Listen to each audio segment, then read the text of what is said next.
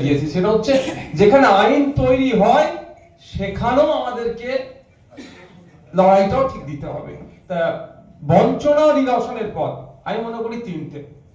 আইনসভার মধ্যে এটাকে উত্থাপন করা, আইনি লড়াই করা, আর অবশ্যই আইনি লড়াইকে তখনই শক্তিশালী হবে, তখনই আইনি লড়াইয়ে আমরা ফল পাবো যখনই আমরা রাস্তার লড়াইটাকে শক্তিশালী করব।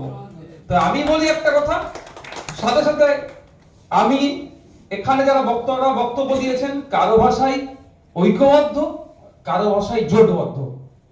তো নওশাদ সিদ্দিক হিসাবে আমি বলছি, আমি শুধু এই সংখ্যালঘুদের ওবিসি সার্টিফিকেট বাতিল নয়, ইতিপূর্বে আপনারা জানেন যারা ওবিসি যারা SC ST fake ST SC certificate কিন্তু আজকে ছেড়ে যাচ্ছে, তারাও আজকে ডিপ্রাইভ হচ্ছে। আজ অরিজিনালি যারা এসটি এসসি তারাও কিন্তু বঞ্চিত হচ্ছে, তাদের জন্য কিন্তু আমি বিধানসভায় আওয়াজ তুলেছি। আর সংখ্যালঘুদের ওবিসি বিষয়টা নিয়েও আমি আওয়াজ তুলব। কিন্তু এই যে ঐক্যবদ্ধ জোটবদ্ধর কথা বলছেন, আমি প্রস্তুত আছি। আমি ব্যক্তিগত এখানে যদি বলি, আমি বিধায়ক সাহেব পরিচয় ছেড়েছে বলছি, আপনারা ঐক্যবদ্ধ হন, আপনারা এগিয়ে আসুন, সবাই আমিও বলছি ঐক্যবদ্ধ হয়। কিন্তু কিভাবে ঐক্যবদ্ধ হব? আমি আজকে থেকে এখানে উপস্থিত ছিলেন কামরুজ্জামান ভাই, আমি শুধুমাত্র সংখ্যালঘু যুব ফেডারেশনের মুনসার ওনাকে আমি জানি না, ওনার আমি পরিচয় মনে করি একটা লড়াকু নেতা পশ্চিম বাংলার।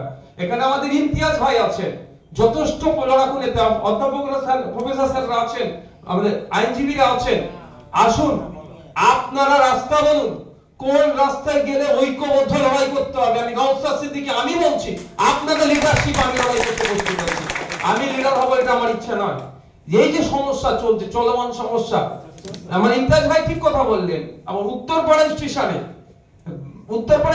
যখন হকারদের দুর্গাপূজার ঠিক আগে তাদেরকে উচ্ছেদ করা হয়েছিল, মারধর করা হয়েছিল, কিন্তু দুঃখের বিষয় সেই রকম মানুষের কিন্তু সহযোগিতা পায়নি।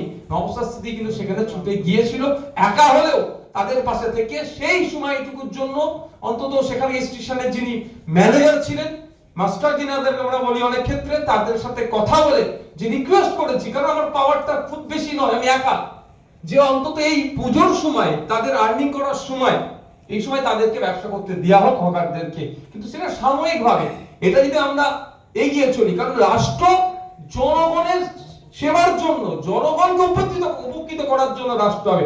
রাষ্ট্র বিজনেস করার নাম নয়, বেসরকারীকরণ করে রাষ্ট্র আজকে বিজনেস করে নিচ্ছে জনগণকে উপেক্ষা করে। কিন্তু এই যে কথাটা এস্টাবলিশ কোথায় হবে? একটা আইনি লড়াই হবে, কিন্তু মাঠে ময়দানে আমাদেরকে থাকতে হবে। তাই বলবো একটা কথা, যে কথাটা কে বললো আমার মনে আসছে না, যে সার্টিফিকেটটা শুধু দিয়েছিল ভোটের কারণে।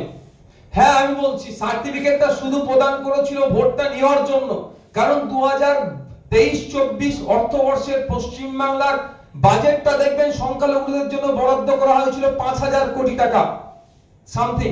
আর 2024-25 অর্থবর্ষের জন্য দেখুন, 23-24 অর্থবর্ষের জন্য দেখুন, মানে পরস্পর দুটো বছর অর্থবর্ষের দেখুন, সেটা 5,500 কোটি টাকা দেখানো হচ্ছে। 5,000 কোটি টাকা, 5,500 কোটি টাকা, 4,700 কোটি টাকা, 4,500 কোটি টাকা, এই লাস্ট চারটে ফিনান্সিয়াল ইয়ারের কথা বলছি, তাহলে 20,000 কোটি টাকা প্রায় সংখ্যালঘুদের জন্য বরাদ্দ করা হয়েছে। কিন্তু খোঁজ নিয়ে দেখুন, এমএসকে এসএসকে থেকে শুরু করে মাদ্রাসা শিক্ষা ব্যবস্থা, আলিয়া বিশ্ববিদ্যালয়ের সব শিক্ষা পরিকাঠামো আজকে ধ্বংস হয়ে যাচ্ছে।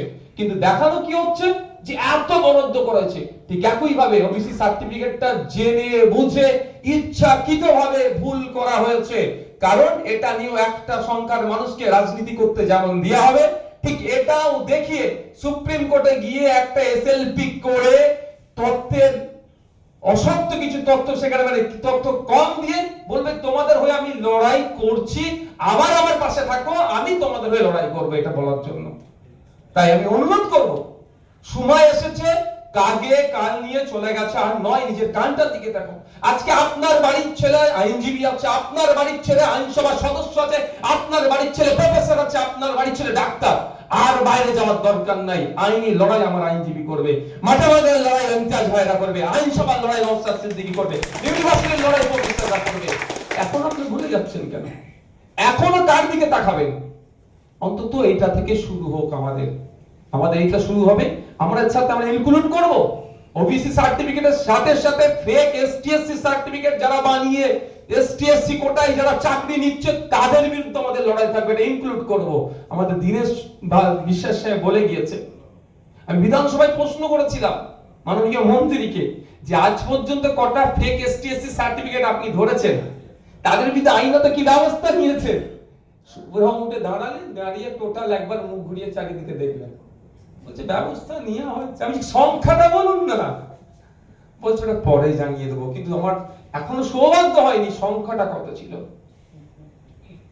শুধুমাত্র এগুলো হচ্ছে দেখানো হচ্ছে, তলে তলে সেটা অর্থের বিনিময়ে, অবৈধ ডিমান্ডের বিনিময়ে সেগুলোকে বঞ্চিত করা হচ্ছে। কামরুজ্জামান রায়ের আমি দেখেছি অ্যাক্টিভিটি, ওটা আমার ভালো লেগেছিল।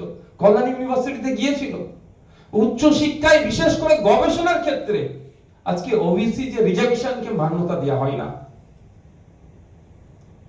এগুলো এগুলো ছোটখাটো একদিনের বিষয় নয় যে আজকে এসছি সমাধান হয়ে যাবে, এটা নয়। কিন্তু আমাদের এগুলোকে নিয়ে চর্চা করতে হবে, এগুলোকে নিয়ে ভাবতে হবে আগামী দিনের জন্য।